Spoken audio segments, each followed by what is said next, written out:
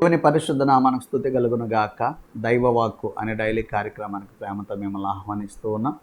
మంచి శుభ సమయంలో దేవుడు మిమ్మల్ని అందరినీ దీవించాలని ప్రతిరోజు మేము ప్రార్థన చేస్తున్నాం. దేవుని వాక్యం ద్వారా మీ హృదయాలు తెరవబడి కట్టబడి దేవుని యొక్క ఆశీర్వాదాలకు వారసులుగా మార్చబడుదురుగాక. ఆమేన్. చాలా సంతోషం. ఈరోజు దేవుని యొక్క వాగ్దానం కొరకు నిర్గమాకాండము 2వ అధ్యాయం 6వ వచనాన్ని చదవాలని ఆశిస్తూ ఉన్నాను.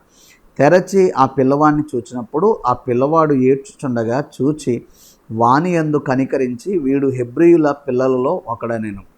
ప్రియమైన దేవుని బిడ్డలారా, మోషేను తల్లి కొంతకాలం దాచింది. ఎందుకంటే ఫరో ఆజ్ఞాపించాడు మగపిల్లలు పుడితే నైల్ నదిలో పడేసేయమని.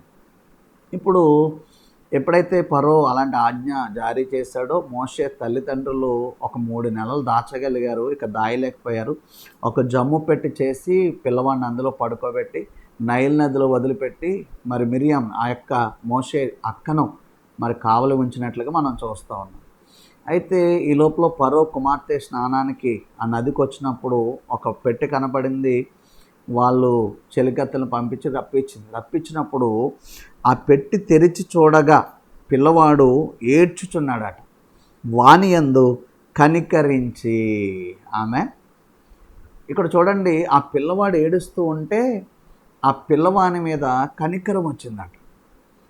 ఇక్కడ నేను చెప్పాలనుకున్నటువంటి చిన్న వాగ్దానం ఏంటో తెలుసండి. మోషే శ్రమలో ఉన్నాడు, మరణాపాయకరమైన స్థితిలో ఉన్నాడు, ఏడుస్తూ ఉన్నాడు. అక్కడ ఒకవేళ తల్లి ఎంతో మరి ఏడుస్తూ రోధిస్తూ ఉండొచ్చు, తండ్రి ఏడుస్తూ రోధిస్తూ ఉండొచ్చు, మోషే కూడా ఏడుస్తూ ఉన్నాడు. ఆపత్కాలమందు ఉత్తరమిచ్చి దేవుడు మన దేవుడండి. శ్రమలో ఉత్తరమిచ్చు మన దేవుడు. ఎప్పుడైతే మోషే ఏడుస్తున్నాడో, తల్లిదండ్రులు ఏడుస్తున్నారో, ఫరో కుమార్తెను దేవుడు అక్కడికి రప్పించాడు. ఫరో కుమార్తెకు కనికరమ కలిగిందంట. నేను అంటాను, ఈరోజు నీ శ్రమలో దేవుని కనికరం ఉంది నీ మీద.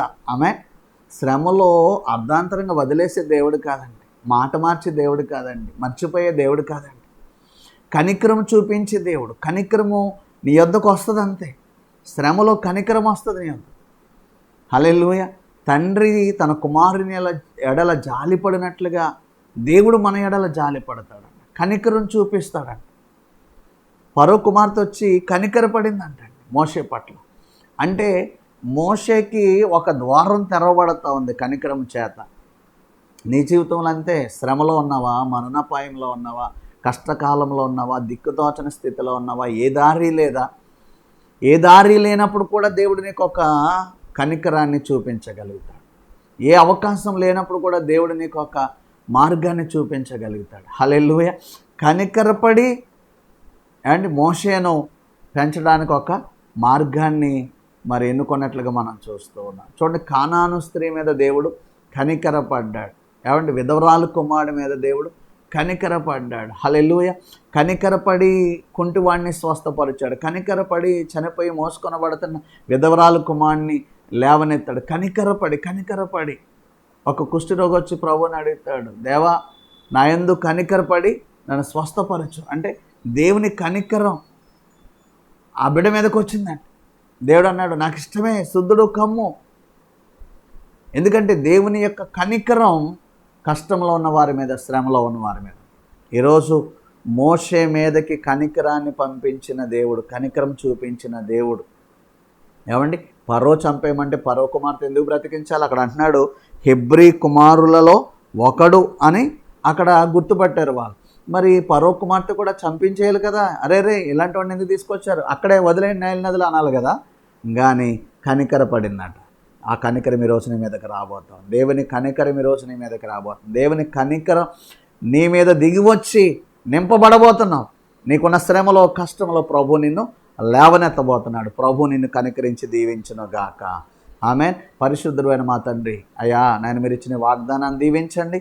వాగ్దానానికి తగిన ప్రతిఫలం అనుభవించినట్లుగా నీ కనికరము గల ఆత్మతో ప్రతి ఒక్కరిని నింపండి.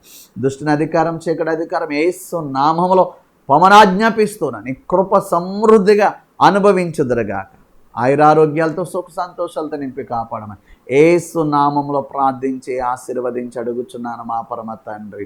తండ్రి, కుమార, పరిశుద్ధాత్మ త్రియక దేవుని కృప నిరంతరము మనందరికీ తోడై కాపాడును గాక. ఆమెన్. God bless you.